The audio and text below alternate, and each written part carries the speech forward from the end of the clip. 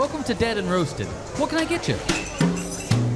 Yo, unless I've gone completely senile, and that might be the case, let's be real, I'm aging faster than Asmongold, I think this is our 200th episode. So thank you all insanely much for sticking with me for 200 whole episodes of me never figuring out how to shut up. You're all the best. Quick warning though, I had a hankering for some school-related stories on this one, and I feel like school is kind of like work for people who don't have a career yet, so it counts. Anyway, prepare for skinwalkers, a glitch at Aldi, and extremely haunted schools. These are tales from the break room. And you should leave us a review or follow us on Spotify or Apple Podcasts. Thank you.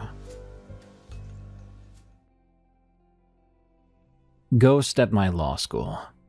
From Bobwar, Wasabort. A few years ago, I attended law school in LA. I'd heard rumors it was haunted when I first started. And as a believer in the supernatural, I tried to stay away from spots at the school where people had seen spirits. I've encountered ghosts and what I'm sure was a demon before, making me wary of what people report as ghosts. While at school, I had multiple encounters with an entity that called herself Sharon, as well as other spirits. The first was late at night in the school's library. The library had 3 floors with a basement, ground, and second floor. I tried to stay on the ground and second floors, as the basement always scared me. It was designed in a way where if you whispered just right, it would always sound like a person was right next to you. It was also where one of the 2 restrooms was. I left my study group to use the restroom. When I got into the basement and turned the corner to the restroom, I saw a woman in an old vintage red dress. She reminded me of a secretary for some reason. She walked down the hall, and as I was curious who she was, I followed her. That hallway ended with a wide-open room filled with corrals and a dead end, with the only way out being behind me. When I got there, she was nowhere to be found, and I know for a fact I had not seen her come back down the hallway towards me. While I was walking around, I asked out loud, "Who's there?" I could feel something, and something whispered back, "Sharon." I left that basement so fast, my study group was confused as to why I was packing up like a madman. For the next 3 years, I only went into that basement whenever the sun was out. I'm also sure the woman I saw was not Sharon, but that's for later. The second encounter I had was on the second floor of the library, funny enough. My friend, I'll call her Elle, and I were getting ready for exams. We were in the library near closing. The second floor had a hallway of study rooms that were quite popular. All night I'd walked up and down, seeing who might still be there. We were in the last study room on our side of the hall, and by this point, there was no one else around. At closing, the lights to the rooms automatically go off, and when they did for us, we began to pack up to leave, as we both lived on campus. We were pretty spooked already, since it was darkish and no one was around.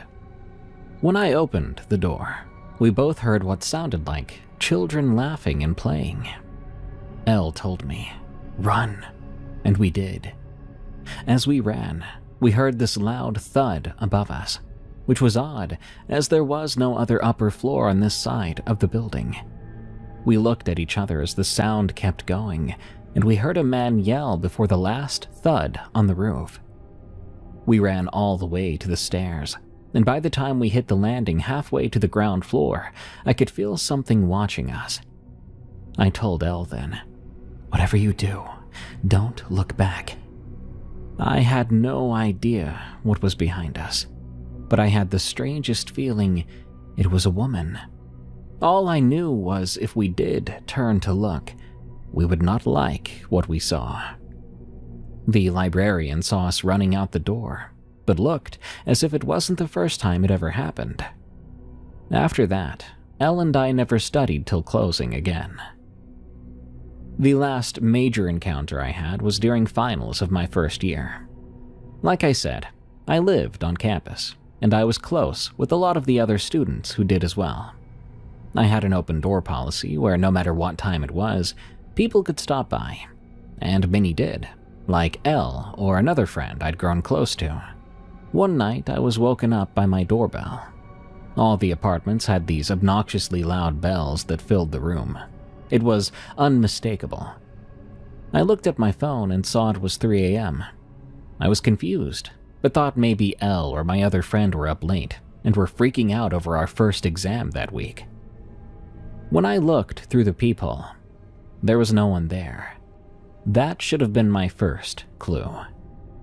When I opened the door, I had the distinct feeling of someone walking past me. I thought it was strange, but I've never been so wrong in my life. When I sat on my bed, I experienced something I'd only encountered one other time, when I had run into what I was sure was a demon. My vision split. I was looking through my eyes and the eyes of another person, but from the corner of my room. Something was looking at me. I could feel her anger and hatred, and it was focused directly on me. I could then see a woman in all white with long black hair staring at me, but also I could see myself on the bed. I was terrified, almost rooted in place. I was raised Catholic, and I kept a rosary on my nightstand. In that moment, the part of my brain not paralyzed by fear willed my hand to grab it, and I began to pray. I've prayed 1,000 times in my life, but this time I felt as if I was praying for my life. A part of me knew this was Sharon. It was familiar somehow. I prayed for 30 minutes. The whole time I felt as if I was in a tug-of-war with Sharon's will. At some point, she vanished, and my vision returned to normal. I felt exhausted though, but I was too scared to fall asleep. I don't remember falling asleep, but I know that I woke up to my doorbell again. When I looked this time, it was my friend, Kay, at the door. I let her in, but when I looked down, there was a bare footprint on my door seal. The outlines of toes were unmistakable, and Kay saw them too. They weren't there the day before. My parents came by that day, and I believe my mother and I share this ability to sense the supernatural. When she walked into the apartment, she looked at me like something was off.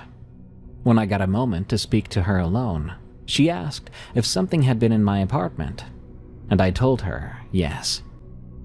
The next 3 years, I had multiple other smaller encounters with Sharon, but nothing like that night. I've only been that scared on 2 other occasions with the supernatural. I still have that rosary within reach of my bed years later, and it will stay there until I pass on to the next life. Something lives in the fields around my campus. From Danny D123. I've lived in Michigan my entire life. I grew up in the Metro Detroit area, went to high school in Saginaw, and now attend a small college in southern Michigan. I'm going to keep the name of the school itself private for the sake of anonymity.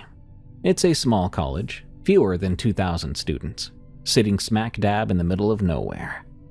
The closest major city is about a 45-minute drive away, and getting to campus means passing endless farm fields and small towns that don't offer much more than a Dollar General and a blinking yellow light. I don't mind this change of pace though. I've lived in the suburbs and city my whole life, so it's been fun for me to live in a rural area for a change. The town is quiet, and the campus is beautiful in many ways, especially in the winter when the snow is falling. Because of where the college is located, wildlife regularly wanders through campus. Deer are the most common larger animal that comes through, and they've become so used to the students that you can walk within a few feet of them without them even lifting their heads. Most of the area's wildlife is harmless. Most of it, but not all. The first time I saw this creature, I was walking back to my dorm from the library late into the night. It was after 1 in the morning, and the library had just closed. The snow was falling lightly, just enough to blur the edges of everything. My dormitory was located on the very edge of campus, about a 10-minute walk from the library. Beyond it were open fields, a patch of forest, and a small park owned by the college far off in the distance. As I walked along the sidewalk, beginning to wish I'd brought a heavier jacket, I glanced down the road toward my dorm. At first, I saw nothing out of the ordinary, only the snow-covered fields and the dull glow of a distant streetlight. But when I looked again, something was stepping out of the trees under the streetlight. At first, I assumed it was a dog of some sort. It looked like one from that distance. Maybe it was a stray or a farm dog that had gotten loose. But as it stepped fully into the light, I realized something was very wrong. It was enormous, larger than any dog I'd ever seen, and the way it moved wasn't right. It seemed to crawl on all fours, but not in the way a dog would. That was because whatever this thing was did not have regular front paws. What it had instead looked like oversized, heavily furred human hands. That was enough for me. I sprinted toward my dorm, slipping on the frozen ground, but managing to reach the door in record time. I never heard anything chase me, but I didn't look back. As far as I know, that creature never noticed me at all, but I wasn't going to sit around and wait for it to do that. For a while after this event, I tried explaining away what I'd seen.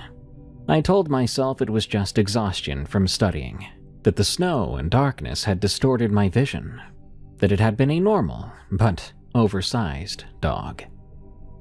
However, nothing I came up with fully settled. Deep down, I knew what I'd seen could not be explained. But eventually, classes and exams pushed the memory of the encounter aside. Midterms turned into finals, and before I knew it, the semester was over. The next time I saw the creature was during the first semester of my sophomore year. It was still early in the semester, but classes were getting difficult. I was studying in my dorm room on the 3rd floor. From my window, I could see the wide field behind the building. Looking out, I saw a group of deer packed tightly together at the far end of the field. Something shot out across the field and caught my attention. I knew instantly what it was. The creature was sprinting across the field at an unnatural speed. It launched itself at one of the deer, which barely had any time to react. It slammed into the deer, tearing into its side with powerful jaws. Then, as if the deer weighed almost nothing to it, the creature lifted the thing off the ground and carried it off into the trees. I sat at my desk long after it was gone, frozen with fear and bewilderment. After that, I avoided the edges of campus at all costs, as much as I possibly could, especially after dark, which wasn't easy given the campus's small size. I even considered switching dorms to a building closer to the center of campus. But in the end, I stayed where I was, not wanting to leave my friends and the nice room I had. A month after that, I had my 3rd and final encounter. I was driving home for the weekend, but due to an on-campus event, which ran later than expected, the sun had already set. As I drove down the road leading away from campus, I noticed something lying in the left lane. As I got closer, I realized it was a deer. This deer, however, had not been hit by a car. Deep gouges had been torn through its side, as if massive fangs had ripped the flesh to ribbons. I slowed down, got over to the other side of the road, and passed it, feeling uneasy. Then I checked my rearview mirror.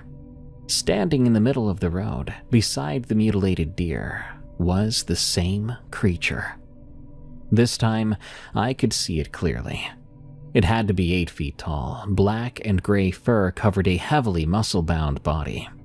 Its mouth was full of long fangs, dripping with what looked like blood. And it wasn't on all fours. It was standing upright on 2 legs, watching me. I floored it. I don't know why it didn't chase me. It easily could have. I'd already seen how fast it could move. Instead, it just stood there, staring as I sped away. I never saw it again. Whatever it was, it never seemed all that interested in me, thank God. I'm very grateful for that. Still, knowing something like that exists somewhere near where I live keeps me awake some nights. It's been nearly a year since my last encounter. Whether it left the area to find new hunting grounds or is still roaming the fields around my college, I'm not sure. But I won't be upset if I never have to see it again. The Original Inhabitant, from Creek Peeper 22. I stopped telling this story out loud because people always want me to turn it into a joke. I can't do that without feeling stupid. I can still picture one part of it too clearly, and once you see something like that, it sits in your head for a very long time. In 2012, I was a sophomore at a college in Oregon. That fall, it rained all the time. The dorm I lived in was one of those older brick buildings that had been quote-unquote updated a dozen times without ever really feeling modern. The carpet was always damp, and the air always smelled faintly of detergent because the laundry room was in the basement, and the vents never did their job quite right. The building was 4 floors with a basement. The layout was simple. One long hallway on each floor, doors on both sides, a lounge near the stairwell, vending machines at the far end. You could hear everything through the walls. So most nights, you would hear someone's music, people in the hallway, the occasional argument, and somebody laughing out loud. There was also the story everybody knew by the second week. They called it the Walker, though I've also heard it called the Surveyor. Depends on who you talk to. The actual details change here and there, but the core of the story is always the same. Late at night, you would hear slow footsteps in the hallway when no one was there. Sometimes you would hear them above you, even when you were on the top floor. Sometimes the steps would stop outside a door for a long time. People claimed they could feel when it was outside their door. I didn't take this seriously. I'd lived in enough old buildings to know they make noise. Could be pipes clicking or floors settling. People act weird in dorms because they're tired and half drunk and want a story. The only part of the legend that stands out to me was what older students would say when they got quiet. They would say it wasn't a dorm ghost. They would say the land had history and the building set on something the school never talked about. They never had a solid explanation as to what that was, which was part of what made it stick for me. It was just vague enough, so anybody could fit it to whatever they already believed. But I filed it away as dorm nonsense, until late one Friday night. A bunch of us ended up in my room because my roommate, Ethan, had a bottle, and we were bored. It was raining hard enough that you could hear it through the window, even with the music turned up. There were 8 people in a room built for 2. We had a laptop going with a playlist. We had cheap cups. Nobody was trying to be deep, and it was just one of those nights. Someone suggested Truth or Dare, because we were 19, and we were out of other ideas. It started out dumb and normal. Text somebody, do a shot, go ask the RA something stupid. People were laughing. It was loud enough that someone 2 doors down yelled at us through the wall. Then Nicole, who lived on our floor, said we should do a dorm dare. She said it like she was proud of herself for thinking of it. She asked if we'd heard the story about the 4th floor and the service hallway. Everybody had heard some version, but I hadn't heard all the details. Nicole said that there was an unmarked door on the 4th floor near the vending machines. Behind it was a narrow hallway used by maintenance. At the end, there was a metal door that was usually locked. The dare was to go there, knock 3 times, then ask, "Is anyone walking tonight?" I remember laughing, saying that sentence sounded ridiculous out loud. A couple people laughed at me, but Nicole did not. Ethan did, and that was the problem. Ethan loved dares. He loved being the guy who did the dumb thing first. So he said he would do it. I told him we were not doing that, but he said we were. 2 other people said they would come too, which made it feel safer. I ended up going because I didn't want Ethan going off with a couple of half-drunk guys to the 4th floor We left the room and the hallway noise dropped behind us. The dorm at night always felt different once you stepped out of a loud room. The lights made everything look washed out. The carpet was darker in the center where people walked most. You could smell wet shoes. We took the stairs up, 3rd floor, then the 4th. By the time we hit the 4th floor landing, the air felt colder. I noticed it right away. Ethan didn't say anything, but he slowed down. The 4th floor hallway was empty. No doors down, no voices, no TV noise. It wasn't dead silent because you could still hear the building, but it felt closed off. The vending machines at the end made their usual sounds. Nicole had described an unmarked door. There it was, beige like the walls, so I'd probably walked past it before without even noticing or caring. There was a faded sign on it that said, "Authorized personnel only." Ethan went over, pushed it, and it opened. Inside was a narrow cinder block hallway. Pipes ran along the ceiling. A single bulb in a wire cage lit the middle of the hall. The air smelled off, like mud. It didn't smell like a typical basement. It smelled more like dirt after rain. At the end was a flat gray metal door. No window, just a plate and a keyhole. Ethan turned, then grinned at us. But his grin looked a bit nervous. He went ahead and knocked 3 times. The knocking echoed down the hallway and came back in a way I didn't like. The sound felt bigger than the space should have allowed. Then Ethan said the line, "Is anyone walking tonight?" Nothing happened for a second. I almost relaxed. I nearly felt stupid for being so tense about it. But then we heard a footstep. It sounded like it was above us, which made no sense as we were on the 4th floor. Then I realized it wasn't above us, it was behind us, in the service hallway, coming from the direction of the door we had just used. Another step, then another. Slow steps, close enough that I could tell it was not the usual building noise. It sounded like someone putting their full weight down on each step. One of the guys whispered, "Stop it."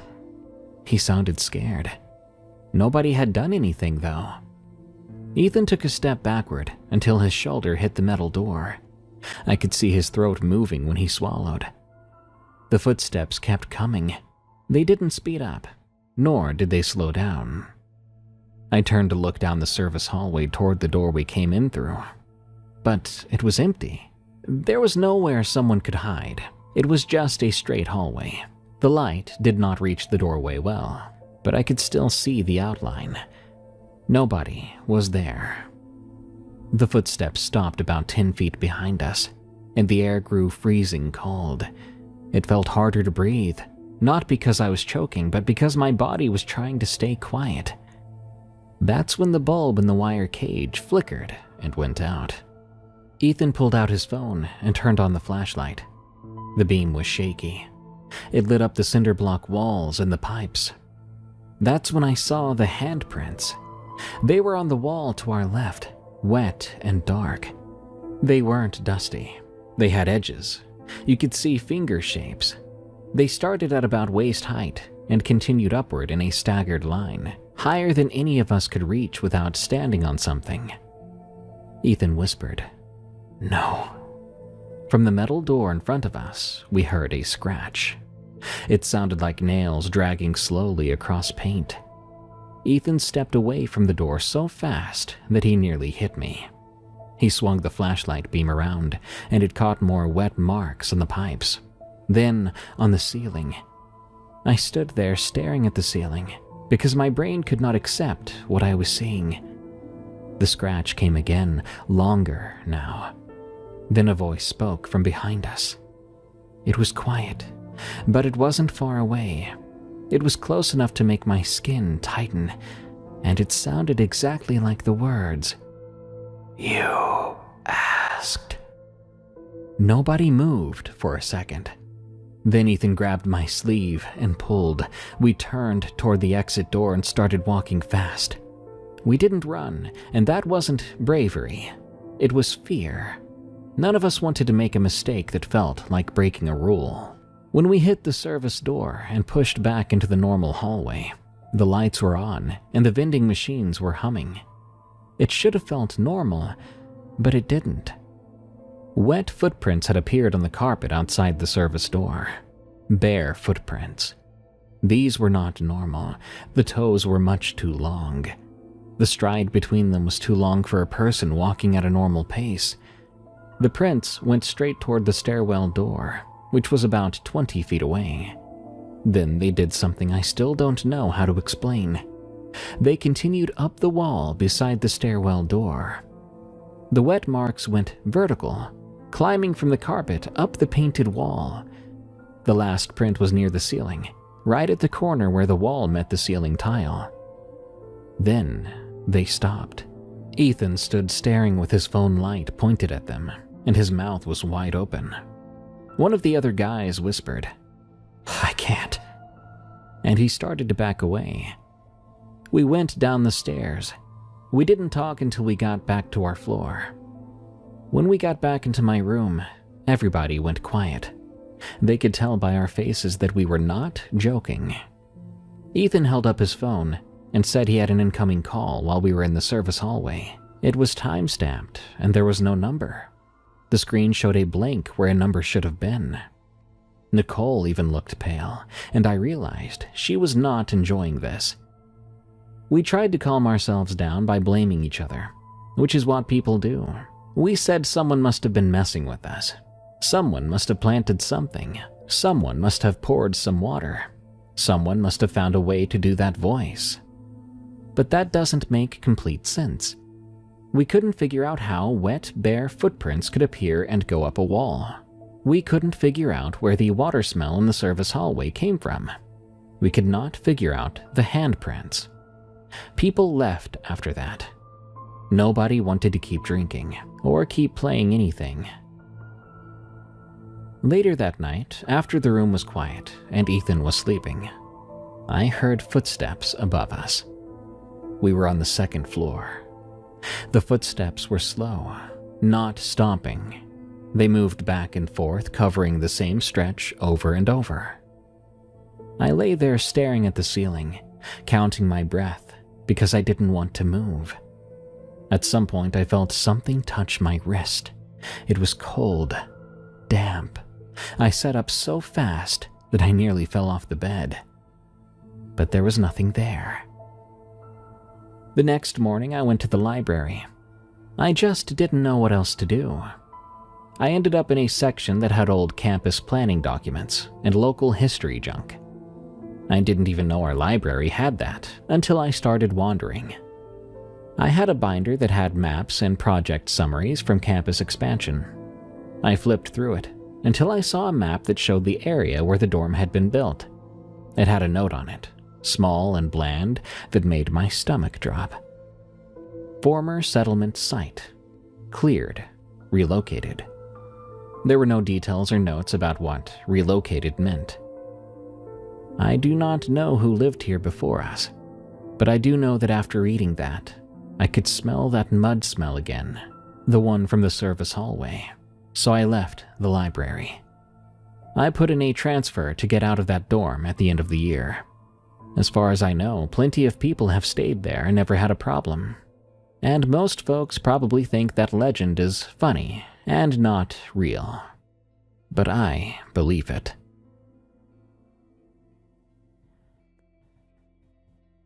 The Echo of a Man, from Somnians. I lost my left hand when I was a kid.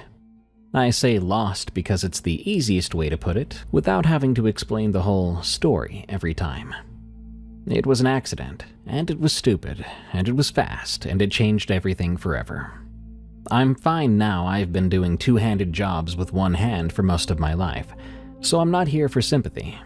But it matters to this story because it affects what I notice and what I don't.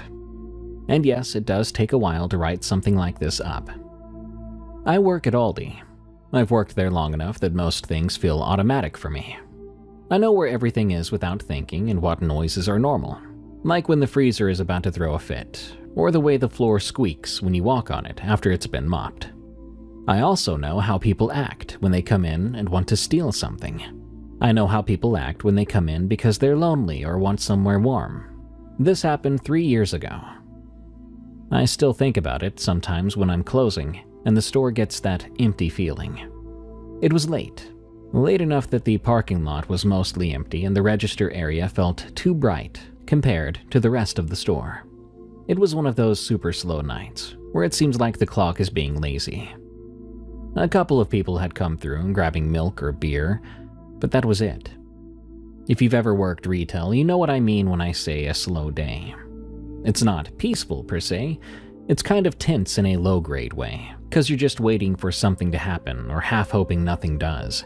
Could be a rush 1 minute or nothing. Around that time, a man came in. He didn't come in like a normal customer. He appeared older, maybe late 50s or early 60s, hard to tell. His clothes looked like they'd been slept in, all dirty and worn down. His jacket was too big and hung off of him like it belonged to a much bigger person. His hair was long and thin. He looked relieved to come inside after a long time outside. We get people like that sometimes. I'm not saying that to be cruel, it's just true. A lot of stores have to deal with it. The managers usually want us to discourage loitering. They don't want the store turning into a hangout spot. They don't want customers feeling uncomfortable. There are policies, but the reality is you have to use judgment. If someone comes in and it looks like they might buy something, you give them a little time. If they come in and just wander around or sit down or start to act weird, you have to decide when to step in. This guy came in and moved in a straight line. He walked through the entrance. He didn't look at the seasonal junk or the carts. He headed down the first aisle like he already knew where he wanted to go. He did not glance at the checkout lanes. He did not make eye contact with me. He didn't look around the store either. He walked like he was following instructions, like a pre-planned route. I watched him for a second because he stood out. I told myself it was nothing. People come in with their heads down all the time, so I waited. A few minutes went by, then a few more. The store was empty at the time besides me, one stalker somewhere in the back half, and our manager doing something in the office. It was quiet enough that I could hear the refrigeration units and the faint music overhead. Aldi music always feels like it's being played for nobody. I kept expecting the man to come up and check out with something small. That's usually the way it goes. They grab a soda, something cheap, a snack or a loaf of bread. But this man never came to the checkout. After a while, I started thinking about the other possibility. Sometimes people come in and they steal. Sometimes they come in and just wander because it's warm and bright, and they can pretend for 10 minutes that they're a regular person doing regular shopping. I waited longer than I usually would, because I didn't want to make a big deal if he was actually buying something. I also didn't want to be that employee who jumps on someone just because they look homeless. I've seen some coworkers I will not name do that, and it always feels gross. Most of the time it escalates for no reason. But he had been in there long enough that it was feeling odd. The store wasn't big. You can't wander around in an Aldi for 20 minutes without looping around.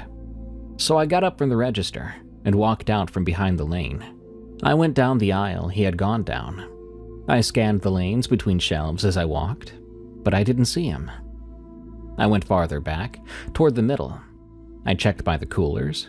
I checked the aisle where the bread was, and the aisle with the canned stuff. I walked past end caps and looked down each row, but the man wasn't there. I felt a little stupid. I thought maybe he had come up while I was looking away, deciding not to buy anything and left. People do that all the time. I walked back toward the front. The entrance door didn't make its usual sound, and I didn't hear it open. I didn't hear anyone around. The store still felt empty, like it was before he ever came. I got back behind the register and told myself he was just gone. I went back to staring at the lane, waiting for the next customer, thinking about what I still needed to do before close. A couple minutes passed. But then I saw him again. He came in the same way as before. Through the front doors, same speed, straight in a line down the first aisle. He didn't look at me and did not hesitate. I sat up a little straighter because my brain took a second to catch up. My first thought was, did he leave and come back in without me noticing? That is possible. I felt embarrassed a bit, thinking I might have missed him leaving in the first place. The door is very visible from the register, but you get distracted sometimes. You look down, you look at your screen, you zone out. Still, the way he entered again this time bothered me. I mean, people don't usually enter twice in a row with the same exact routine unless they're doing something, or maybe they forgot something. I watched him go down the aisle again. I told myself this time I would keep a better eye out. I still didn't want to jump to any conclusions. I'm not going to call my manager over a guy walking back in. He disappeared into the aisles again, and once more he never came to the checkout. This time I didn't wait as long. I gave it a few minutes, then I stepped out. I didn't feel angry, I just felt, I don't know, strange, uneasy. I didn't like the way he was going in the store, not making a sound, being hidden. The idea I was in here with someone else that I couldn't locate was kind of uncomfortable. I walked down the same aisle he had gone down. I got to the point where the aisle opens up into the cross aisle, and I looked left and right. I then saw him ahead of me, near the middle of an aisle. It was a quick glimpse, but it was him. Same jacket, same hair, and the same posture. He moved past the end of the aisle and out of my sight. I decided to follow. I wasn't chasing him, I was walking at a normal pace. I wanted to see where he was going, and I wanted to make sure he wasn't doing something in the back of the store that he shouldn't have been. I turned into the aisle right after he passed through. He was gone. That aisle had no customers, and it was just a straight sight line. The shelves were full height, but you can still see down it. But there was no one at the far end. He hadn't gone out the other side because I would have seen him cross the opening. I stopped and stood there, looking. This wasn't making sense. I checked the next aisle, then the one after that. I walked to the end of the aisle and looked into the cross aisle. No man, no movement, no sound. At this point, I could feel my face getting hot. I felt stupid again. But this was a different kind of stupid. It was the feeling you get when something simple should have an explanation, and you can't find one. I went back to the front and sat down behind the register. I didn't tell anyone yet. I tried to talk myself down. I must have missed him slipping into another aisle, or he doubled back. He left without me noticing, somehow, again. Maybe he was leaving through the back, even though that part wasn't open to the customers. But anxious brains invent possibilities. The store stayed empty. No customers came in for a while. The stalker was still doing his thing in the back, and I could hear boxes shifting sometimes. Besides that, it was quiet again. About an hour later, the same man came in a third time, and I kid you not, he had the exact same look, movement, direction, head down, everything. It was less like the same man coming in a third time and more like a video being played on repeat. No alteration, no difference in the way he walked in. I was flabbergasted. This time I felt my heart quicken. I put my hand on the counter and gripped it, needing to ground myself.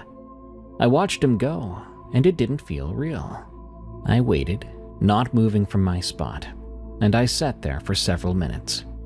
But the man never came to the checkout. Then I decided to stand up on the counter. I was desperate to know what this man was doing, how he kept getting away. He had not come back out yet. I knew that for a fact. I'd been keeping a close eye on the entrance. When I stood on that counter and got on my tiptoes, I could see over every aisle. The man was not in the store. Immediately I went to the manager, and I called out for him. When he didn't answer my call, I called out to the stalker. He was the one to come up first. For a moment he looked annoyed. Not at me exactly, but at the idea of extra drama late at night, when we were nearly closed. Then he saw my face, and his reaction became different. I was not calm at this time. I was trying to be calm, but something else was coming through, I'm sure of it. Without using the word ghost or glitch or anything, I began to explain to him what was going on. The manager showed up mid-explanation, so I started over. I said a guy who looked homeless kept coming in, walking down the same aisle, walking the same way, but never coming out. And it kept happening again and again and again. The manager told me to go take a smoke break. He said he would handle the register and the stalker would keep an eye out. He felt empathetic, not making fun of me, not annoyed, and that really helped me. He could tell I was rattled. I took him up on the offer. I went outside for a 15-minute smoke break. I needed the air. I know it's an oxymoron, smoking and getting air. Anyway, I stood by the side of the building where employees usually go. The parking lot was mostly empty. The rain had slowed down, but everything was wet, and the lights made the asphalt shiny. I was trying to get my breathing back to normal, trying to settle back on the idea that I was just overreacting. I kept replaying it in my head, thinking about the aisle where he vanished. How I would lose sight of him and never hear anything. No entrance, no exit, no little chime, no footsteps. This guy was either a ghost or a ninja. About 10 minutes into my break, the stalker came running outside. He looked startled. He was usually a laid-back guy, older than me. Not fearless, but not really caring about what happens. Beyond that, he's seen a lot in retail over the years. He looked me square in the eyes and said, "I saw him too. 4 times. And he never left." I stared at him, my brain wanting to reject what he just said. Eventually I replied, "Wait, what?" "The guy you described. He came in, I never saw him leave, and then he just kept coming in 3 more times." He explained how after I walked away for the break, he took over watching the store and the manager was at the register, so there were 2 sets of eyes on the store. We went back inside together. The manager was still at the register. The manager's face looked tight, or maybe tense is the better word. He asked if either of us had seen the man. We shook our heads, meaning if he was still in here, and I doubted he was, we hadn't seen him. The 3 of us searched the entire store, every aisle. We checked the back area that customers aren't supposed to go into. We checked the bathrooms, behind pallets and displays, and those weird little corners where someone could hide if they wanted to be a problem. And yet, after a full deep dive, there was no man. We finished closing like normal. There was nothing else we could do. The manager locked the doors, and we did our routine. And yet, I kept expecting the man to appear again. Thankfully, he didn't. When we left, the parking lot was still empty. Now, after all this, I don't really have a theory that makes me feel content. If he was real, a person, a human, I mean, maybe we all missed something obvious. Or maybe it was something not so human that played a trick on 3 tired employees in a bright, empty store. Never speak to them. From No Name. I worked for a certain tribal school for 6 years as a groundskeeper. It's on the reservation I grew up in.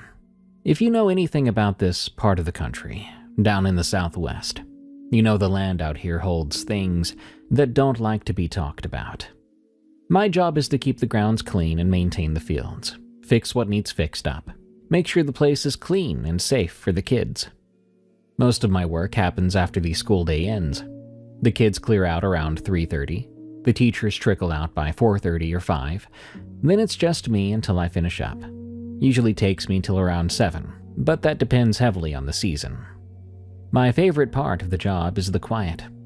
Again, I grew up here, so the desert and the tree line at the edge of the property don't bother me. Well, they didn't used to. What I'm about to tell you happened not too long ago. I've thought about sharing it since then, but I kept talking myself out of it. I didn't really feel like putting it into words.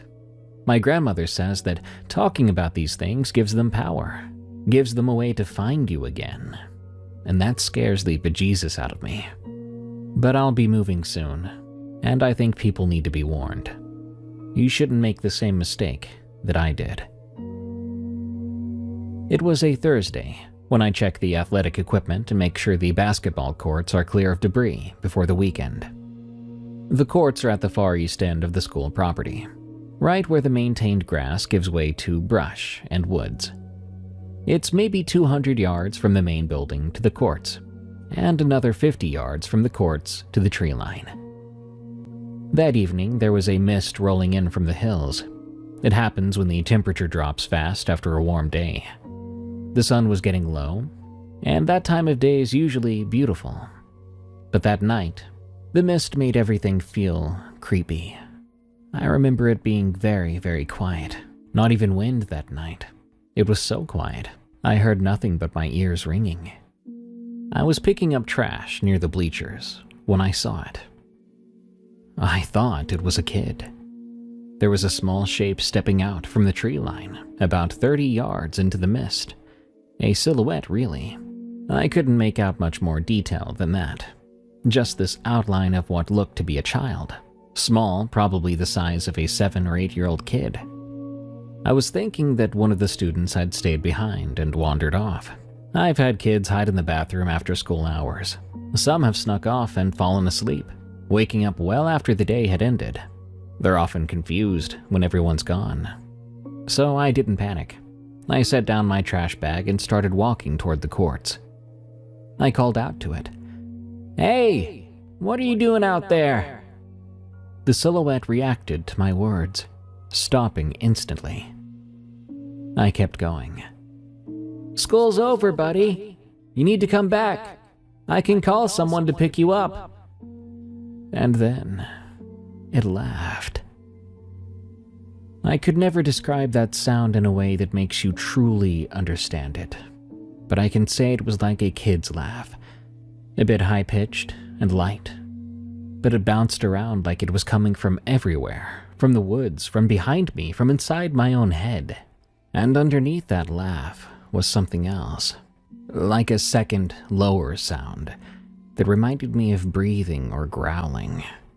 Every hair on my body stood up. I stopped walking. I even stopped breathing for a moment. Because at that second, I remembered every story my grandmother ever told me, every warning from my elders, all the pieces of folklore I'd brushed off as superstition when I was younger, when I thought I knew better than everyone else. You don't speak to them. You do not acknowledge them. You don't give them your attention, because your attention is an invitation. And I had just called out to it, twice. The silhouette stood there for another few seconds. I couldn't see its face, couldn't see anything but that small dark shape against the gray mist. Then, slowly, it turned and walked back into the woods. I stood frozen until it disappeared completely into the trees. When I could finally move again, I walked back to the main building as quickly as I could. I had about an hour left on my shift.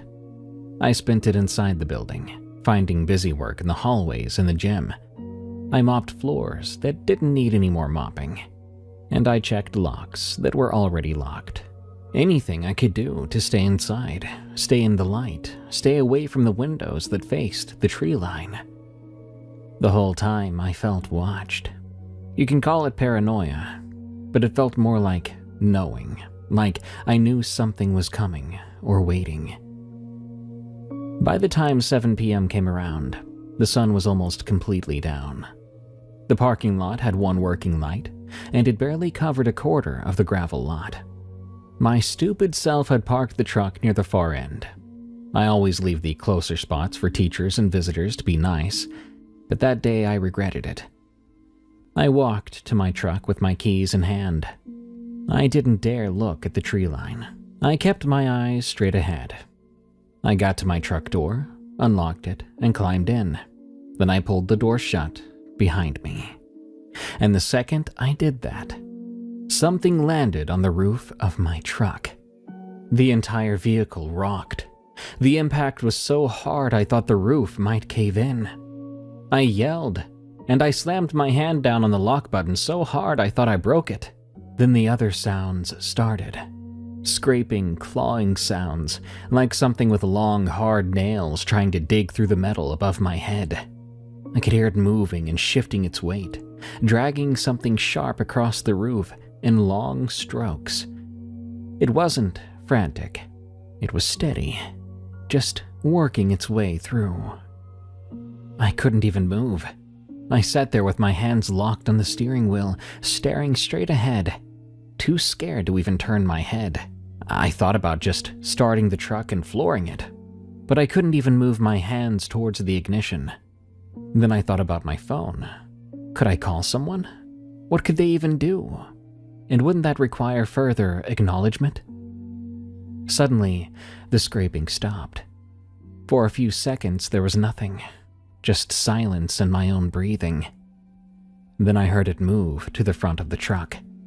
The hood dipped slightly under its weight. It was right there, right on the other side of the windshield, but it was too dark to see anything clearly. Just a shape, a mass. I squeezed my eyes shut. I couldn't help it. I didn't want to see it. I was just too scared. I was shaking so hard that now I was shaking the truck. Or maybe it was still the thing moving. I couldn't tell. Suddenly, it jumped. I heard it leave the hood with a sound like a coiled spring releasing. My eyes flew open just in time to see something land in the gravel about 20 feet ahead of my truck. It was lit for a moment by the distant parking lot light. Primarily what I saw were legs. Legs that were extremely long and thin, unrealistically so, bent backward, like an exaggerated version of dogs' legs. They were much too thin and bony looking to even be able to walk. And yet it moved, bounding and leaping and covering ground faster than anything I'd seen move at that size. It was gone into the darkness in less than 2 seconds. I sat in that truck for about 20 minutes before I could make myself turn the key. I drove home, going 20 over, and I kept every light in the cab on. When I got home, I didn't get out of the truck until my brother came outside to see why I was just sitting in the driveway. I told him I was okay, but I didn't tell him what happened, not until after I went to see my grandmother the following day. I asked her to pray with me, and she knew without having to ask. I still work at that school. It's not a job I can afford to quit, but I don't stay past sundown anymore. And I never stare towards the tree line for too long. Some things don't need your attention, and some things, once you give it to them, don't forget.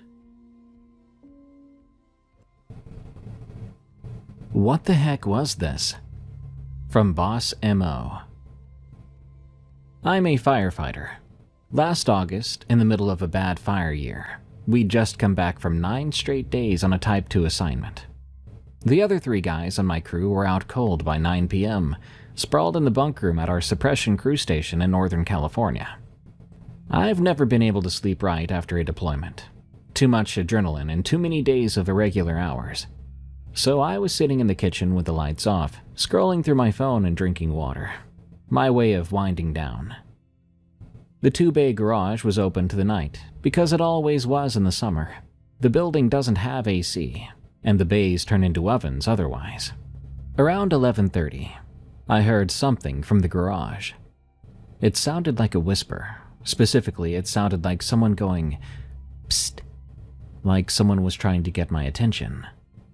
I figured one of the guys had woke up and actually needed my attention on the down low, so I walked through the doorway into the first bay. Both engines were sitting there, gear hung on the racks, everything in their place. The garage door was open to the night, and I could see the gravel apron and the tree line beyond. Psst. It came from outside, just around the corner of the building, past where the floodlight reaches. I stepped out onto the apron. The air was still smoky from the fires to the north. I couldn't see anyone, "Hello?" I said, not too loud. But to be honest, I'm not sure why I was keeping my voice down out here. There was nothing at first, until, "Psst, over here." Now, it sounded like words, and yet it did not sound like speech. Imagine how a lyrebird mimics noises. It can sound like an almost perfect imitation, but you can tell that it doesn't come from the actual source. That's the best I can do to describe it. It was coming from the far corner of the building where the brush starts. I walked toward it, and everything, I noticed, was dead silent.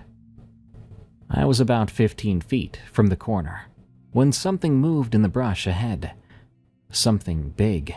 Big enough that the bushes parted and swayed, like something heavy had just passed through.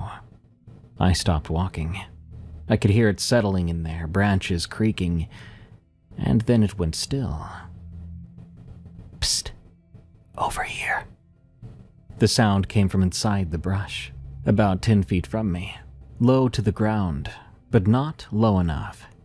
Whatever was making that sound, it was right there, hidden, waiting, and wanting me to come closer. Never in my life has every hair on my body stood up all at once, but it did then. And every cell that made me up was screaming at me not to run, but to go back inside, calmly as I could. So I started to back up, one step at a time, never turning around, until I hit the gravel apron and the floodlight was on me again. Then I went inside and pulled down the garage doors, and I sat in the kitchen until sunrise. Later on, I told the guys about this, but they joked about it and poked fun at me for getting scared of a mountain lion or a bear. Doesn't matter. I don't sit in the kitchen with the garage doors open at night anymore.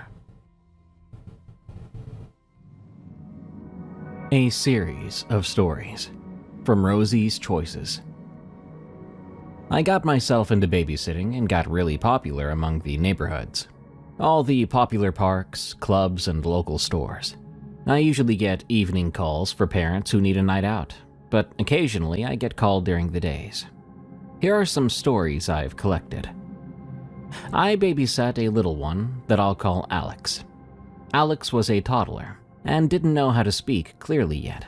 It was during the day and they woke up from their afternoon slumbers. We decided to go to the park. Fortunately for us, there were other children Alex's age at the park. We took some toys and the children were having fun. This park was a cute little place, just down the street from the house. I like to use this park whenever I babysit in the area. This park is divided by a standard metal fence, like the ones you see in the baseball batting cages. On the other side of that was a house. The first few times we went there, I didn't think much of the house. Maybe that I'd hate all the park noise sometimes, if I'd lived there. The more I sat across from that house, the more it creeped me out though. I didn't say anything to anyone about that. If I talked to a parent, it's just playground banter. If it's with kids, it's sandbox banter. There was a small window on the top floor of the house. The lights were always off there, or at least very dimly lit. You could almost see the dark wallpaper with a few picture frames on the walls. On that day, Alex was happily throwing a ball against the fence. I was encouraging them to throw the ball higher. They were trying, then suddenly stopped. Slowly, they looked up at the window and pointed, then began to cry. I held them and consoled them, trying to figure out what happened. The window that they pointed at, there was nothing there. That room was dark. The crying started to worsen, so I carried them to the bench to go somewhere else, to get away from the house. Other parents also saw the sudden stop and pointing. They came over and told me that that house always creeped them out too. But admittedly, they didn't want to sound crazy, so they hadn't said anything until now.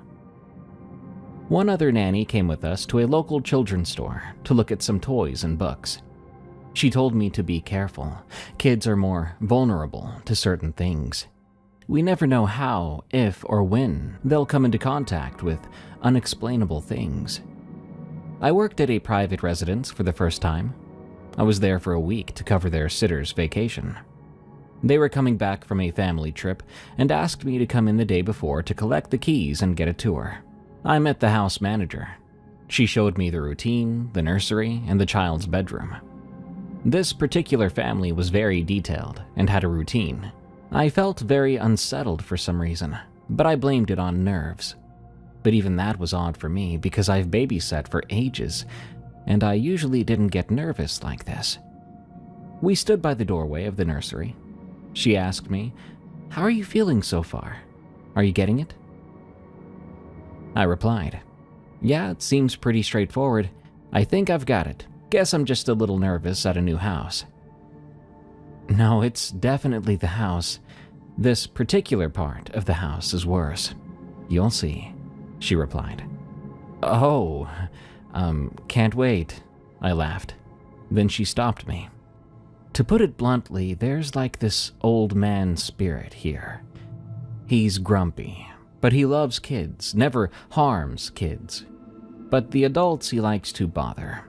He might play some tricks on you." She looked at me intently.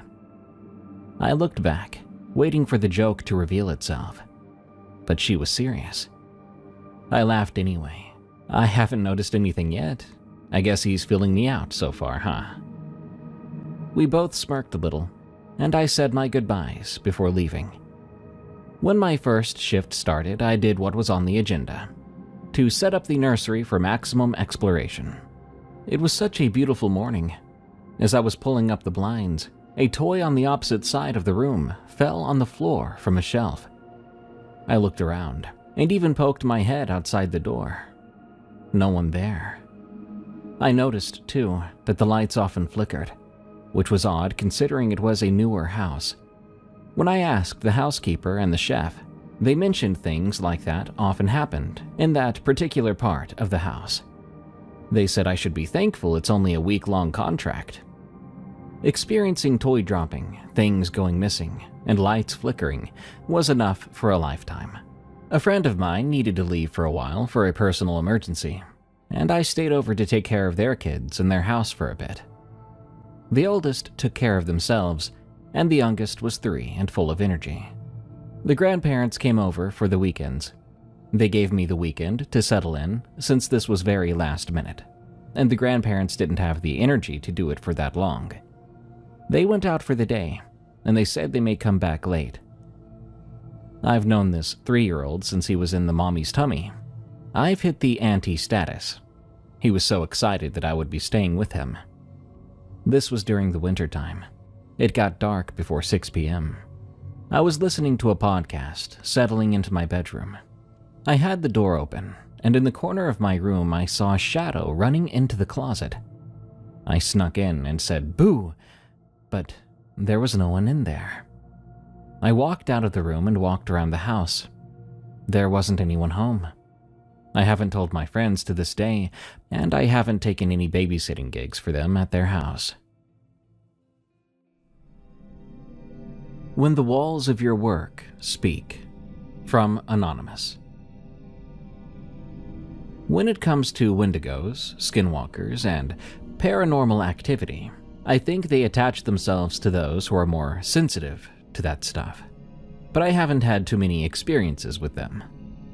I work for a company in an office building downtown in a busy city. We have a small team of workers, so we get along pretty well. With how our office is set up, I ended up in an office with a walk-in storage closet, while most of the others had smaller closets. I let a few people use my closet as I didn't need all that space. I also have a open door policy as long as I'm not in a meeting, and I lock up all the important files. As a note, these names have been changed for anonymity. Kyle is the type of person who could easily make people laugh. A few years ago, he started to pull little pranks, and we pay it back to him. Nothing that would hurt someone, though. Even our boss gets into it. Kyle is one of the few who keeps some of his work items in my closet. During winters, when it gets dark early, I only turn on yellow light lamps, because office lights tend to give me a headache. One night while we were getting ready to leave, I had my back against the door, while some of my colleagues were putting stuff away in my closet. I heard this little giggle that sounded like Kyle. I turned around, saying, "Kyle, what are you up to in there? You better not be messing up my closet." I didn't hear anything, so I went in the closet and no one was there. I chalked it up to Kyle possibly talking nearby my office somewhere. As I was closing my closet, in the corner of my eye, I saw this shadow run out of my office. This shadow was too clear to be mistaken for my eyes playing tricks. I looked out of my office and there was only Sarah, who was at the end of the hallway locking up her office. She saw me as she began to walk down. She asked, "Are you okay?" Did you see Kyle? I think he's playing with me," I said with a laugh. "Oh, he left a little early today." "Why, what did he do?" she asked with a smile, like she suspected another prank story. "Really? I don't want to sound crazy, but what? What happened?" She sounded concerned now. "I heard a giggle in my closet. It sounded like him. Then this shadow ran out. That's why I poked my head out of my office just now. I thought I'd see him," I said.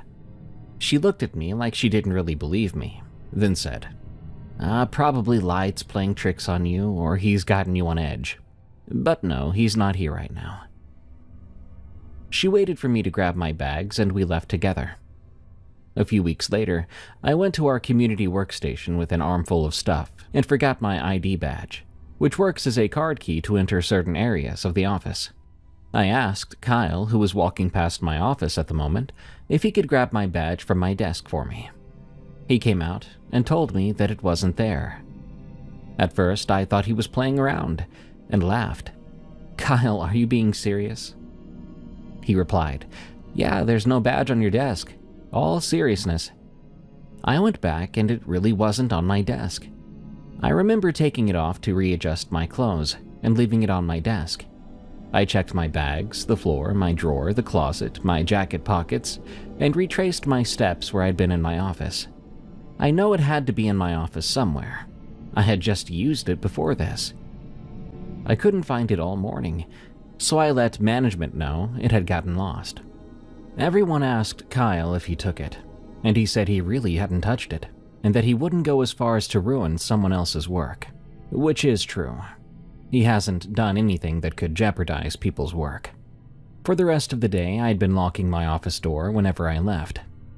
A few of us went out for lunch, and when I went back to my desk, it was sitting exactly where I'd left it when I first took it off.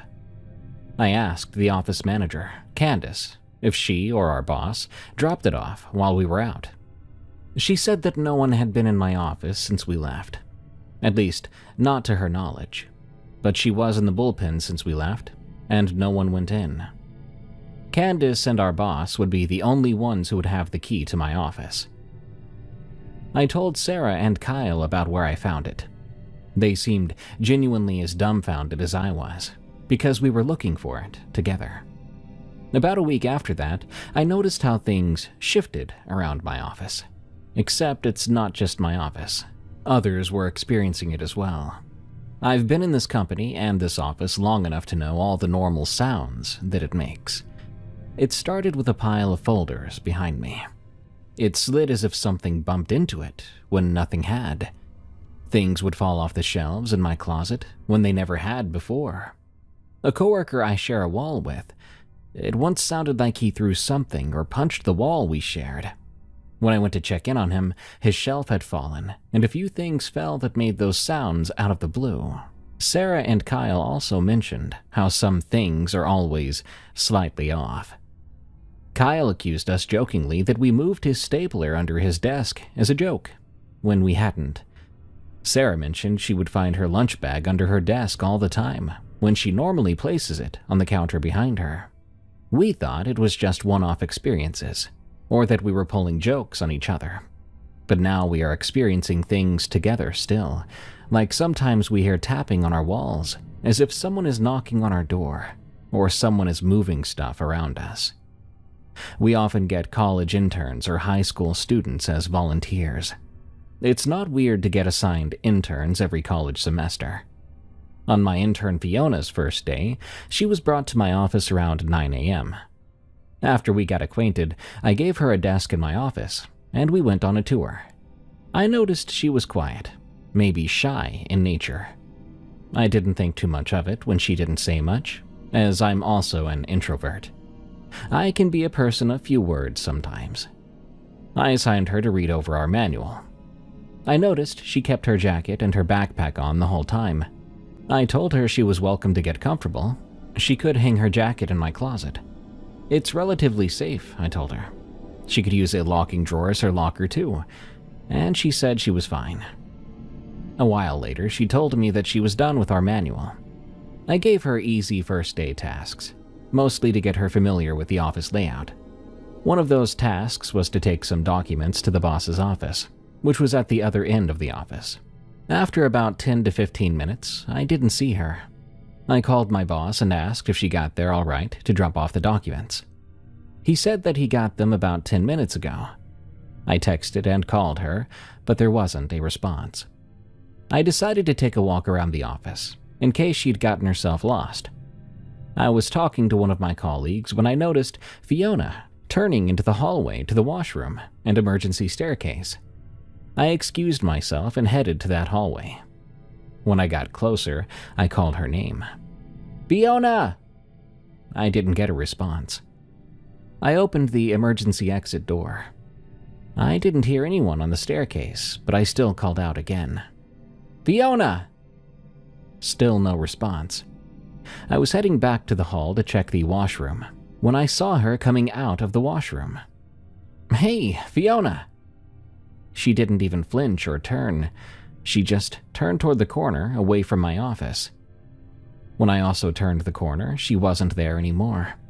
There wasn't anywhere she could go from there other than other offices. If she wanted to leave, she'd need to wait for the elevators. Kyle, who was standing in front of his office, asked what I was doing. "Have you seen Fiona, my intern? She's wearing her jacket and her bag still," I asked. "Yeah, I saw her turn the corner and I haven't seen her since," he said jokingly. "Did you make her feel so miserable that she just left?" "Ha ha, Kyle," I said while going back to my office. I approached Candace. "Did you see Fiona, my intern?"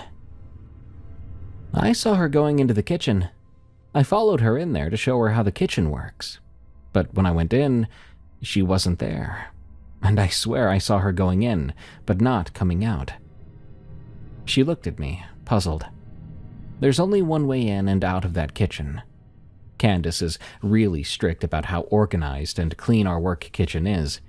If anyone even breathes towards the kitchen, Candace would know about it. So I know she was as lost as I was about it. I put a work blast out, asking to direct my intern towards me when they saw her. A few minutes later, Candace came in, saying that her school had contacted us. She was out of her intern program. The receptionist said she signed out without saying anything or making eye contact. Sarah also mentioned how she would see her one second and not the next, when we were talking about how strange it was. Our office is a big rectangle with a small hallway with the washroom and emergency exit. A person would have to deliberately sneak around to be hidden like that. I understand that all these could have logical reasoning or seem fake, but these are just some weird experiences among many, or you just have to be there to experience it. I'm only sharing because I ran out of logical explanations. My DoorDash creep, from Whale Shell, 19X. I started doing DoorDash about 2 years ago to make some extra money on top of my usual job. I would usually dash in the evenings after work, about 3 or 4 nights a week, depending on how I feel. I know my area pretty well at this point, which restaurants are fast and which ones will have you waiting 20 minutes for a sealed bag.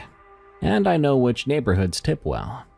I'm not saying this to brag about it, but to tell you that when something feels off in my routine, I notice it pretty quick.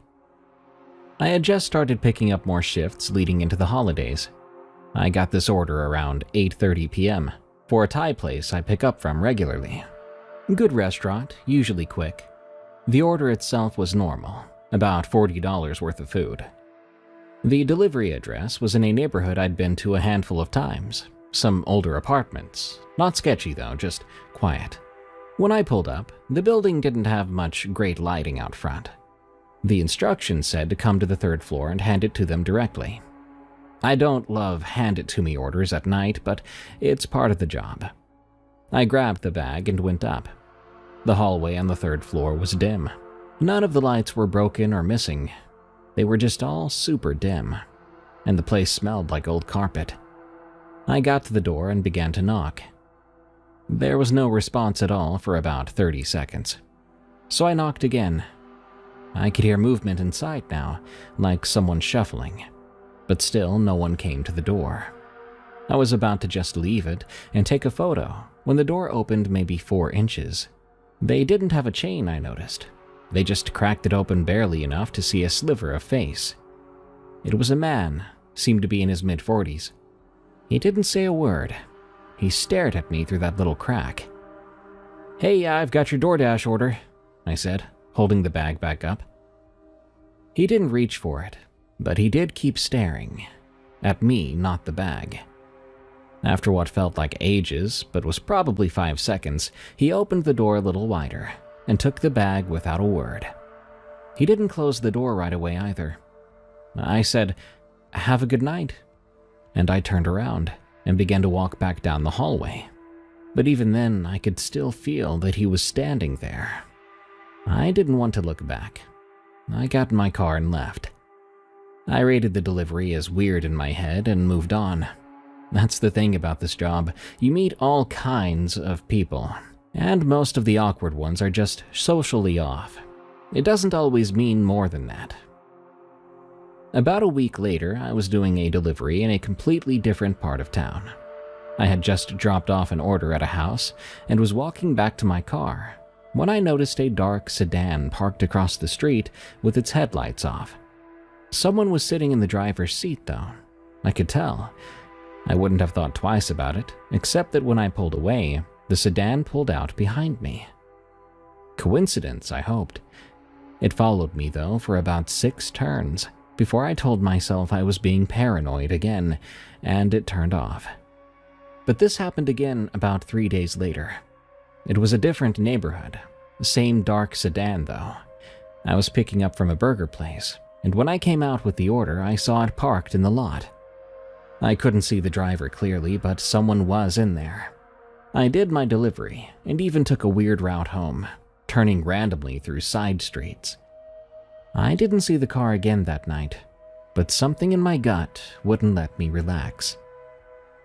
Over the next 2 weeks, I saw that sedan at least 5 more times, always during my dashes, always parked somewhere nearby, but never directly behind me for long.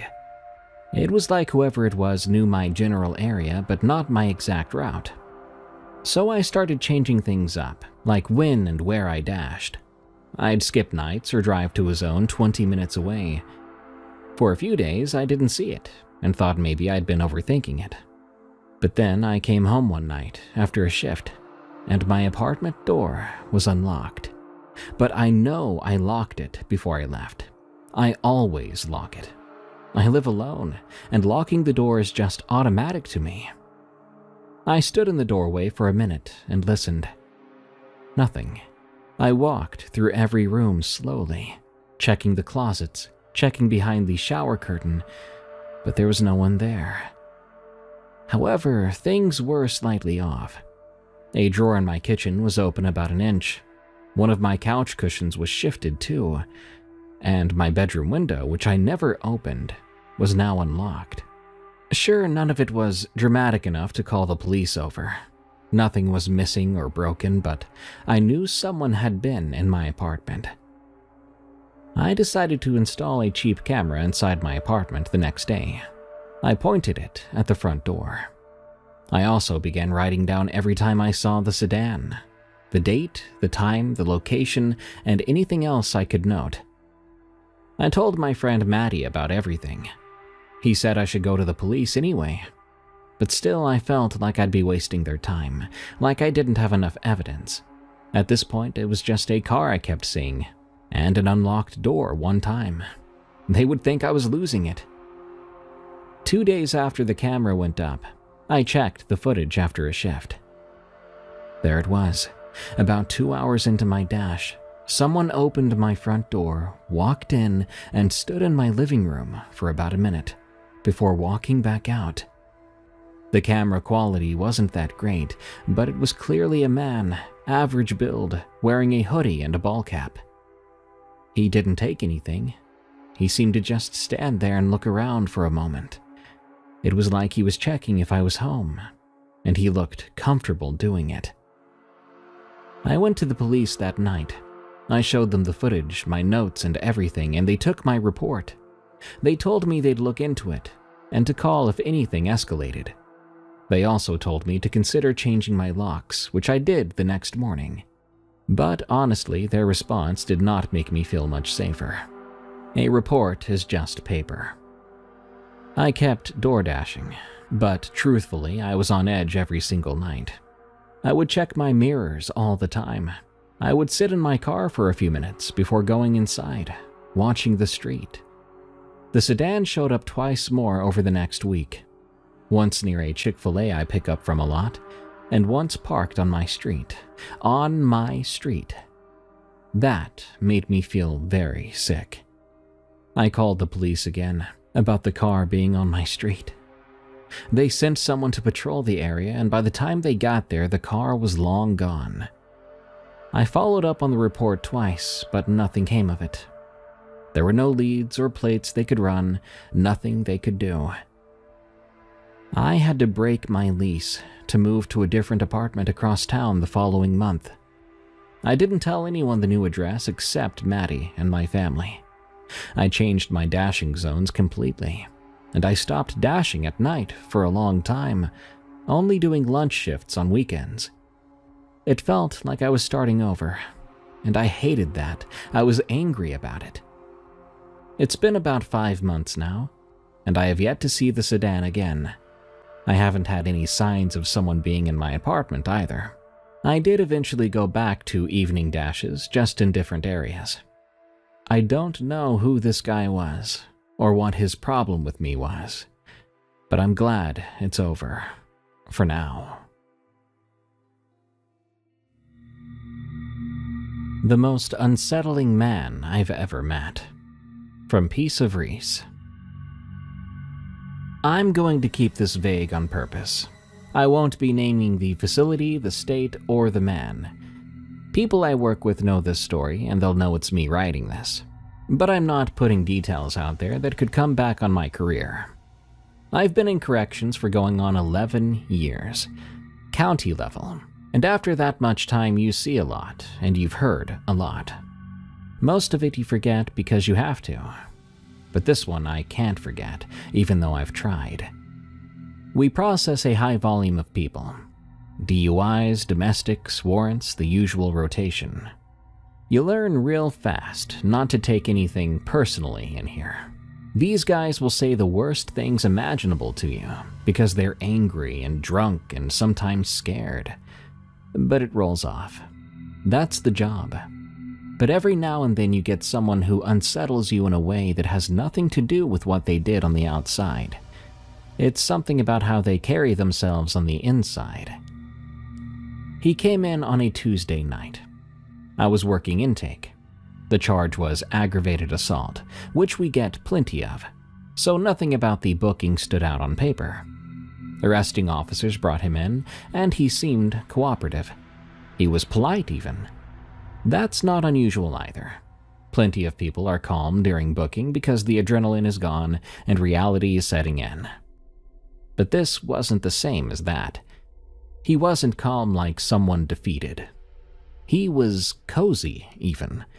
Like he'd been there before, except he hadn't. He didn't have any priors. I ran him myself to check. During processing, he made small talk. He asked me how long I'd been doing this, and if I liked it. Normal enough questions, but he asked them more like my doctor asking if it hurts. As if he already had some idea and wanted to see if I'd confirm it. I gave him short answers and moved him along. He looked me right in the eyes the entire time. There was no ounce of anger or hatred or anything. He just locked in, like he was trying to read me. A little weird, but fine. When I walked him to his holding cell, he said to me, "You're gonna have a rough time tonight. Not because of me. Someone on B block is going to give you problems around 2:15. A medical issue. You should check on him before that." He said it so casually, like telling me the weather's gonna get bad or that there's traffic on the highway.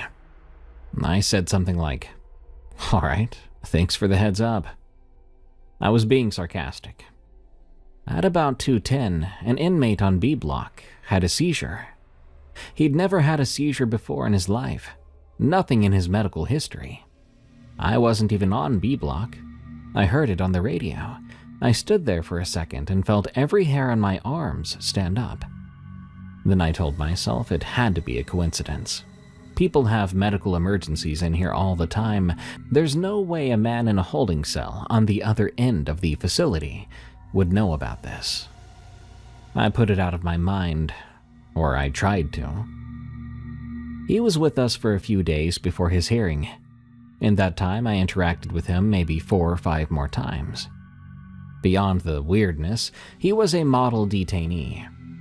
No issues with other inmates or with staff. He followed every instruction immediately, but he talked. Not excessively and not loud, he'd just say things that made you stop for half a second too long. I was doing a routine check and he was sitting on his bunk, hands in his lap, totally relaxed. He said then, "How's the daughter doing with the new school?" I don't wear a ring, I don't have photos on me, I have never once discussed my personal life with any inmate ever. I have a daughter, and at the time she had transferred schools about 3 weeks before this. I didn't respond. I kept walking. My hands were shaking a bit, and I was angry. I told my sergeant about the comment. He said the guy probably overheard staff talking or got information from another inmate who knew someone who knew me. That is possible. It's a small area. People talk. But it didn't feel like that, and I couldn't really explain why. The next day I was escorting him to a meeting with his attorney. He was cooperative as usual, walking ahead of me, and out of nowhere he said, "Davis is gonna quit, by the way. Probably by Friday."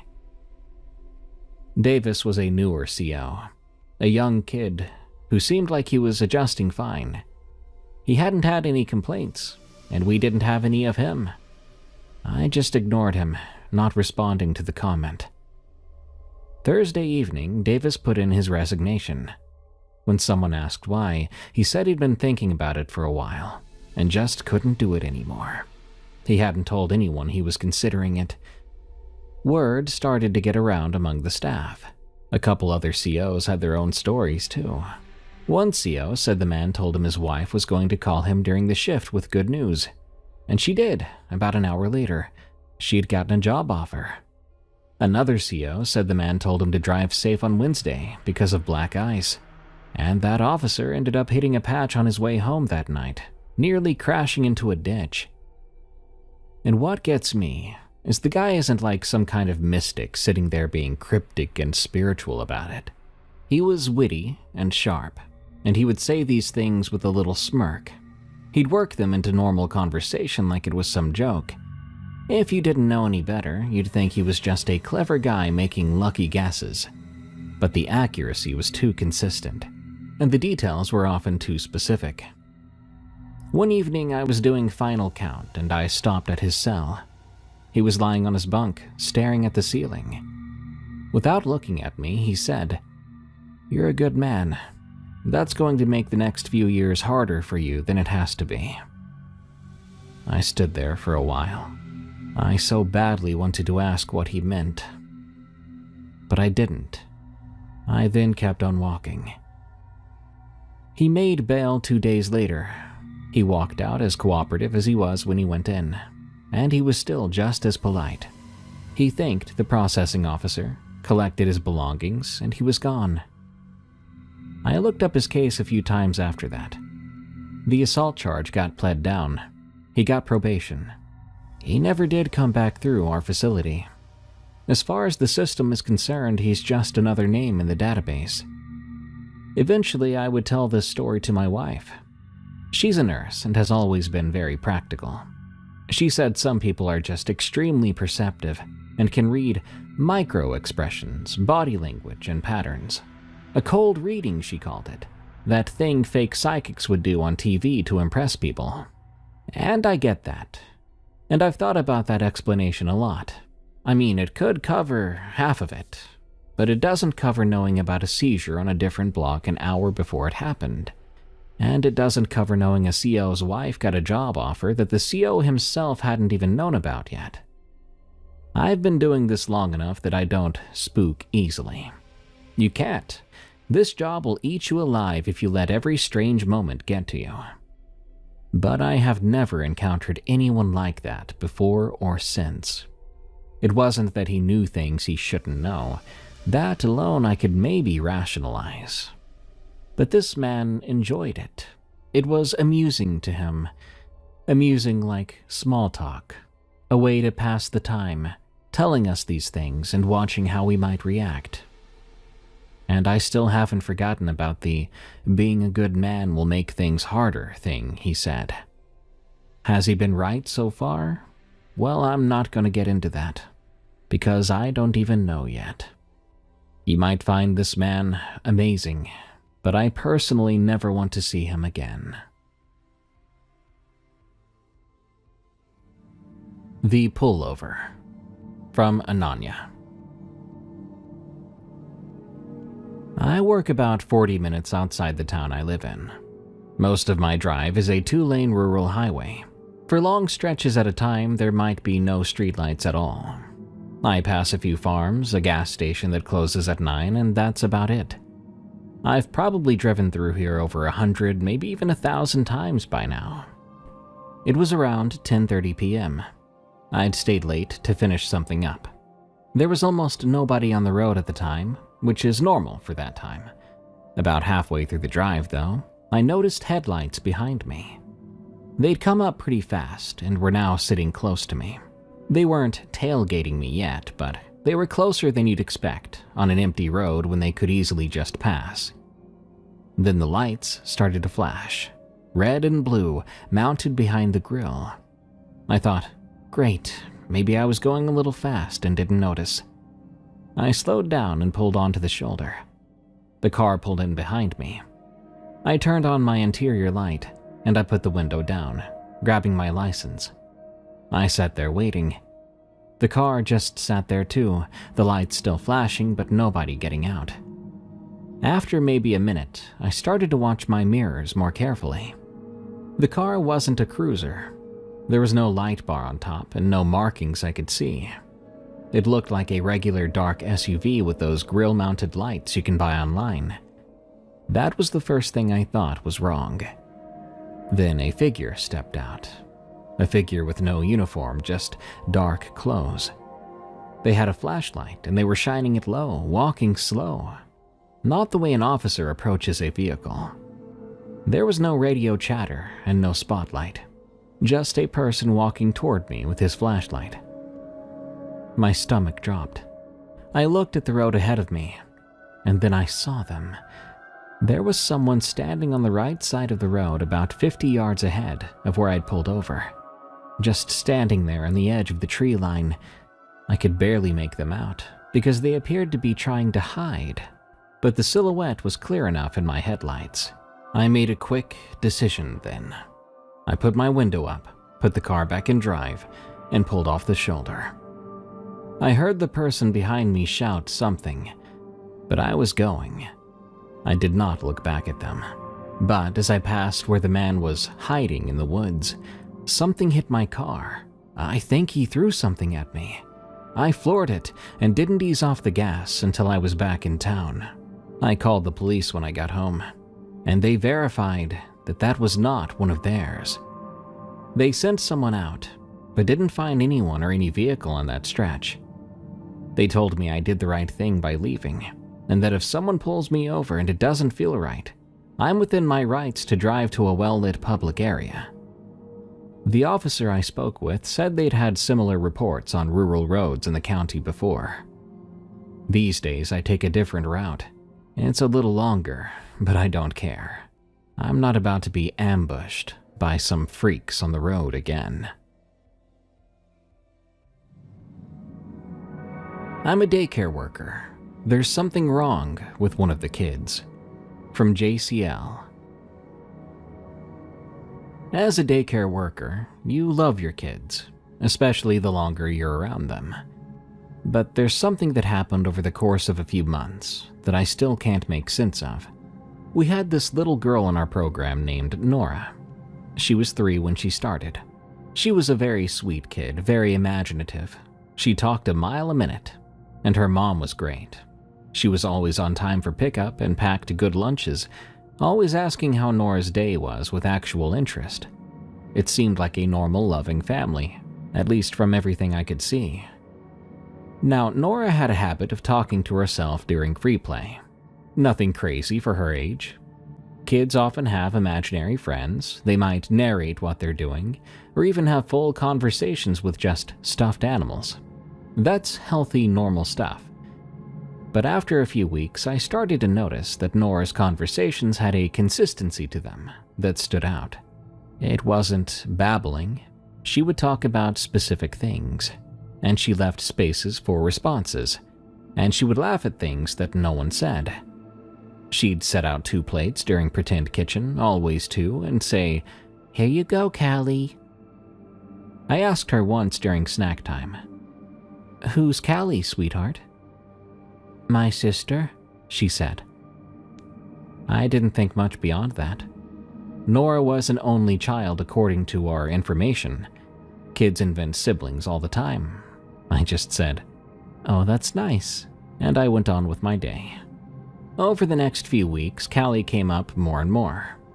Nora would get upset if another child sat in a specific chair at her table, because that's where Callie sits. During nap time, she'd scoot over on her mat and whisper. One afternoon, I heard her say, "Callie, stop, you're cold." She didn't seem scared, just annoyed. My coworker, Diane, noticed it too. She mentioned that Nora had told her Callie doesn't go home with her, that Callie stays here. That's when the weird feeling about this whole situation started. Imaginary friends usually follow their kid everywhere. This one apparently lived at the daycare. I brought it up casually with Nora's mom at pickup one day. I said Nora had been playing with an imaginary friend named Callie, and that I thought it was quite cute. But her mom's face did something I can't fully describe. It didn't fall exactly, but it kind of froze. She recovered quick and smiled, saying, "Oh, she's got quite the imagination." She changed the subject to what Nora had for lunch and left. It was fast. Too fast.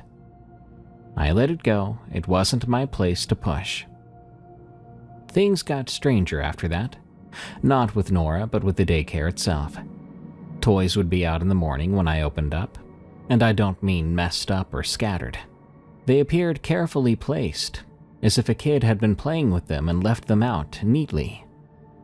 There would be a few crayons on the table, a picture book open on the floor, the toy kitchen set with a pot on the little stove. I assumed the closing staff just missed them during cleanup, but when I asked, they swore everything was put away. Our closing checklist is thorough. Every bin gets checked, every surface gets wiped. This happened 3 times in 1 week, and by the 3rd time I began to take photos of how I left the room at close, comparing them to what I found in the morning. Things were being moved. I knew for sure now. Diane started to feel uneasy too. She told me that during nap time one afternoon, she counted the kids on the mats and got 21. She counted again and got 20. She said she was probably just tired, but she looked rattled telling me about it. Then there was the night that changed everything for me. We had a parent event one evening. A sort of open house, so families could see the classroom and meet each other. It wrapped up around 7:30. Afterwards, I stayed behind to clean up and reset the room. Diane had already left. The building was empty at the time. I had the lights on in the main room and the hallway, but the rest of the building was dark. I was wiping down tables when I heard a giggling sound from the hallway that leads to the bathrooms. It was clearly a child's laugh. Clear and close, no mistaking it.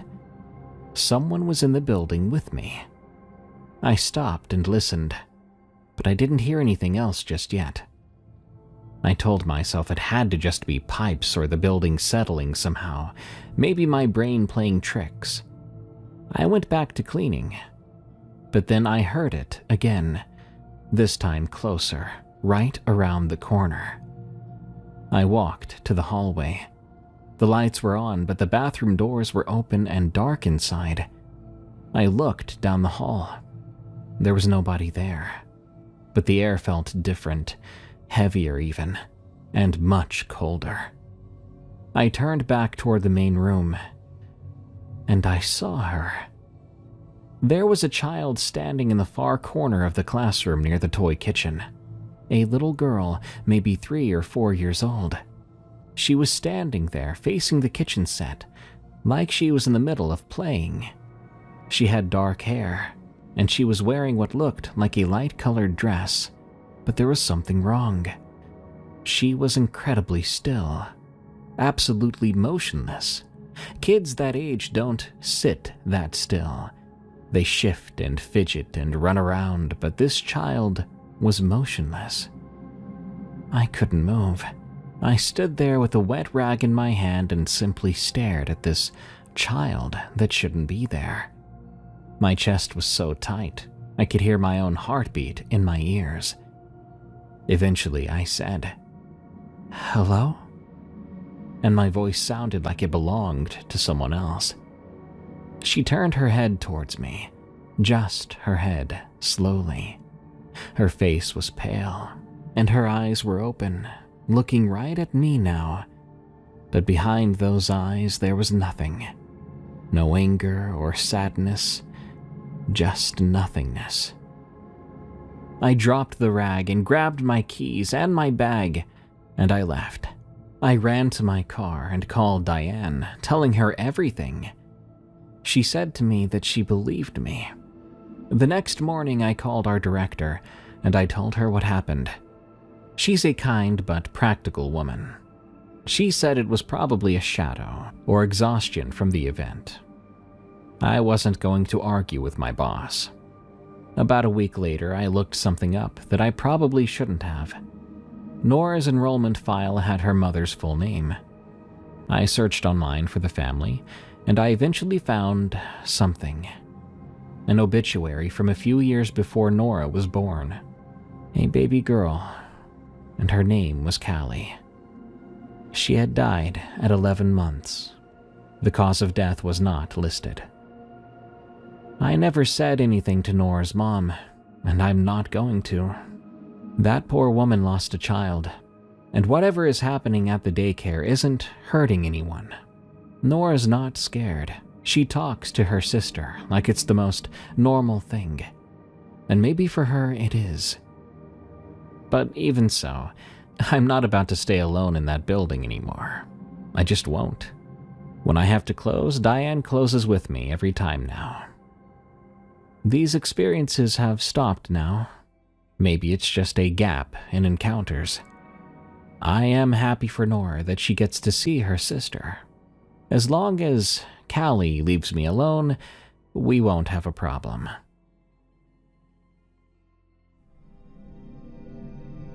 Something lives under the town. From Anonymous. I want to be clear here. In this story, I'm not talking about rats. And I'm not talking about raccoons or possums that wander into storm drains. Those are easy to differentiate, be it in person or on camera, when we send inspection units down the line. Basically, we know how animals move in tunnels. But what I've been encountering over the past 2 years as a sewer maintenance worker is no animal. The first time was during a routine inspection of an older section of the system on the east side. These are the bigger tunnels, some of them built in the 50s and tall enough to walk through if you hunch. I was in there with my partner, checking for root intrusion. We had headlamps and a handheld spotlight. About 300 feet in, my partner stopped and said, "You hear that?" I listened for a second. There was a sound ahead of us that I can only describe as breathing.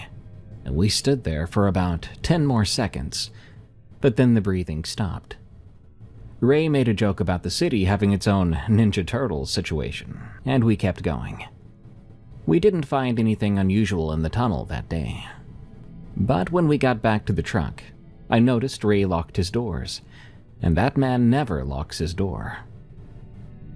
A few months after that, we sent a camera down a line that had been backing up in a residential neighborhood. This was a standard CCTV inspection. I was watching the feed from the van. The camera rolled through about 600 feet of normal pipe, but then the image jerked. There was no static or interference or anything, but the camera physically moved, like something had bumped into it. The cable went taut for a second and then released. When the image stabilized, there were marks on the wall of the pipe that had not been there before in previous inspections.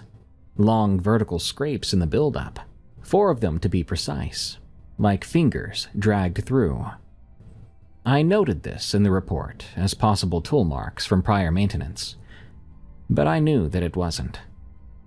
Over the following year, I started keeping a personal log, sounds in sections of the system where there's no access point for animals to enter. A smell I'd catch occasionally that wasn't sewage. It was sour, almost acidic, and it would come and go in pockets like something had just passed through. Twice I found what I could only call nesting. Piles of debris pushed together in dry sections of larger tunnels. Rags and plastics and leaves, all mounded in a deliberate way. These were not washed together by flow. They had been arranged. The one that made me a believer happened about 6 months back. I was alone in a maintenance access chamber, doing a valve check. It's a concrete room, about 8 by 8 feet, with 2 tunnels feeding into it. I was wearing my headlamp, and I was crouched over the valve when I heard movement in the tunnel to my left. Slow and cautious sounding movement. Reminded me of someone sneaking around in shallow water. I quickly pointed my light into the tunnel. About 20 feet in, just at the edge of where the beam started to fade, I saw something pull back around the curve of the pipe. It was pale, and it moved on 2 legs. It was fast, but not panicked. It retreated, almost looking afraid. There was no sound after that. Whatever it was, it moved in near silence. Well, when it wanted to. I reported this as a possible trespasser. The city sent someone to check the access points in the area, but all were locked and all were secure. They found no sign of a forced entry or anyone living down there in the usual sense, like camps or trash or clothing. But they did point out the nesting piles I'd found before, but the inspector shrugged them off, blaming it on debris accumulation. My partner won't talk about it with me anymore, says that if he wants to keep doing this job normally, that he doesn't want to think about it. But just last month, he requested a transfer to water treatment, and I know exactly why. He wants to get out of the sewers. No idea what's really down there, and I don't know if it's one thing or more than one. But it's bipedal, it's fast, and it's smart enough to avoid cameras and retreat from light. Scariest of all is that it's quiet and very good at hiding. Tonight's first story, the firefighter one, was pretty creepy. Short, but my favorite this episode. Reminds me of some short horror film I found back in the day, of this thing mimicking a baby's cry before eating some woman. Good stuff. Good night. Thank you so much for tuning in to Tales from the Break Room. I've been your host, Darkness Prevails. Make sure to follow and rate Tales from the Break Room on Spotify, Apple Podcasts, YouTube at the Darkness Prevails channel, and all your favorite podcast apps to help us grow. Thank you. And if you have a scary work-related story, send it to me at eeriecast.com/submit. Till next time, everyone, I'll be clocking out, because if I get back home late again, my wife will destroy me, and my toddlers will nibble at my remains. So I'll be clocking out for now, but I'll be back again real soon.